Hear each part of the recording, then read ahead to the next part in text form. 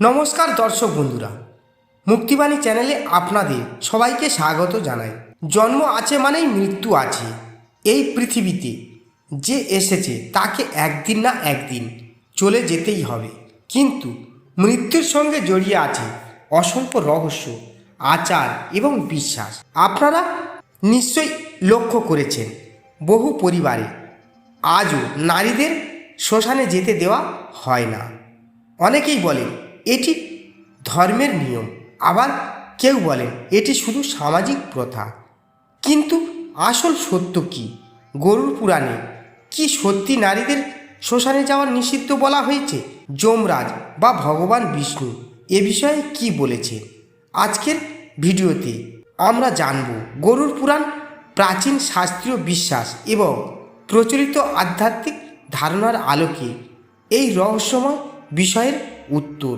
তাই ভিডিওটি শেষ পর্যন্ত অবশ্যই দেখবেন। মৃত্যুর পর আত্মার অবস্থা। গরুড় পুরাণ অনুযায়ী মৃত্যু মানে জীবনের সমাপ্তি নয়। মৃত্যুর পর আত্মা কিছু সময় নিজের পরিবার, ঘর বাড়ি এবং প্রিয়জনদের আশেপাশে অবস্থান করে বলে বর্ণনা করা হয়েছে। সেই সময়ে আত্মা অত্যন্ত সংবেদনশীল অবস্থায় থাকে এবং পরিবারের সদস্যদের কান্না, শোক ও আবেগ অনুভব করতে পারে। এই কারণে শাস্ত্রে মৃত্যুর পর নির্দিষ্ট নিয়মে অন্ত্যেষ্টিক্রিয়া সম্পন্ন করার নির্দেশ দেওয়া হয়েছে। নারীদের শ্মশানে না যাওয়ার প্রচলিত কারণ। প্রাচীনকালে শ্মশান সাধারণত জনবসতি থেকে অনেক দূরে হতো। চারিদিকে ঘন জঙ্গল, নির্জন পরিবেশ, বন্য পশুর ভয় এবং নিরাপত্তার অভাব ছিল। সেই সময় নারীদের নিরাপত্তার কথা চিন্তা করে অনেক স্থানে তাদের শ্মশানে না নিয়ে যাওয়ার রীতি তৈরি হয়। পরবর্তীতে এই সামাজিক প্রথা ধীরে ধীরে ধর্মীয় নিয়ম হিসেবে প্রতিষ্ঠিত হয়ে যায়। গরুড় পুরাণে কি বলা হয়েছে? এখন আসা যাক সবচেয়ে গুরুত্বপূর্ণ প্রশ্নে। গরুড় পুরাণে প্রেতখণ্ডে ভগবান বিষ্ণু গরুড়কে অন্ত্যেষ্টিক্রিয়া সম্পর্কিত বহু নিয়ম ব্যাখ্যা করেছেন। সেখানে বলা হয়েছে যে সাধারণত পুত্র, পৌত্র বা নিকট পুরুষ আত্মীয়রা শেষকৃত্য সম্পন্ন করবে। কিন্তু একই সঙ্গে একটি গুরুত্বপূর্ণ বিষয় উল্লেখ করা হয়েছে, যদি পরিবারের কোনো উপযুক্ত পুরুষ সদস্য না থাকে তাহলে স্ত্রী, কন্যা অথবা বোনও শেষকৃত্যের দায়িত্ব নিতে পারে। অর্থাৎ গরুড় পুরাণ নারীদের সম্পূর্ণ নিষিদ্ধ করেন, বরং প্রয়োজনে তাদের অধিকার স্বীকার করেছেন।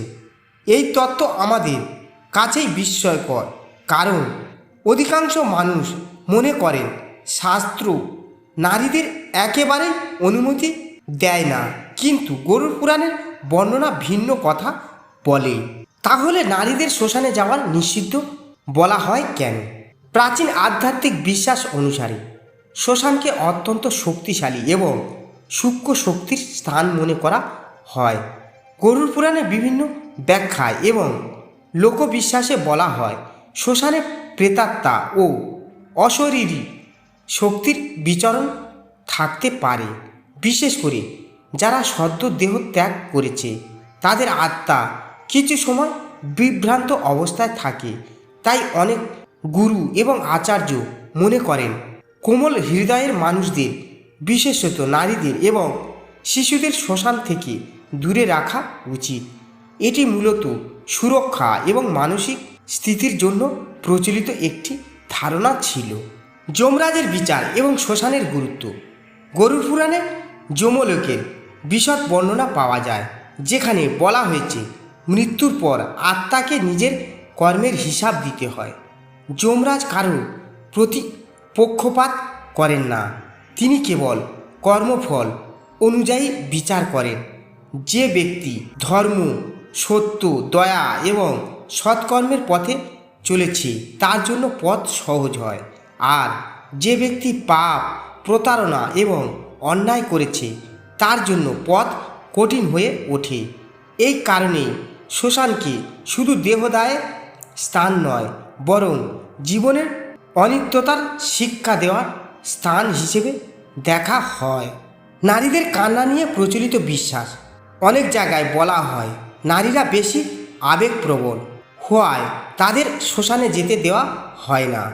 বিশ্বাস করা হয় অতিরিক্ত কান্না ও শোক আত্মার গমনপথে বাধা সৃষ্টি করতে পারে। তবে এটি একটি প্রচলিত ধর্মীয় বিশ্বাস ও লোকাচার। সব শাস্ত্রে এ বিষয়ে একই মত নেই। আজকের সময়ে অনেক পরিবারে নারী ও পুরুষ উভয়ই সমানভাবে শেষ শ্রদ্ধা জানিয়ে থাকেন। আধুনিক সময়ে পরিবর্তিত দৃষ্টিভঙ্গি, বর্তমান সমাজে বহু কন্যা সন্তান নিজের বাবা মায়ের শেষকৃত্য সম্পন্ন করেছেন। তাদের বিভিন্ন অঞ্চলে নারীরা মুখাগ্নি দিয়েছেন এবং সমস্ত আচার পালন করেছেন। এমনকি গরুড় পুরাণের ব্যাখ্যাতেও দেখা যায় প্রয়োজনে নারীদের এই অধিকার দেওয়া হয়েছে। অতএব নারীদের শ্মশানে যাওয়া সম্পূর্ণ ধর্মবিরোধী এমন দাবি শাস্ত্রের সব ব্যাখ্যার সঙ্গে মেলে না। জীবনের সবচেয়ে বড় শিক্ষা, বন্ধুরা, এই পৃথিবীতে কেউ চিরদিন থাকে না। আজ যে মানুষটি আপনার পাশে আছে একদিন তাকেও চলে যেতে হবে।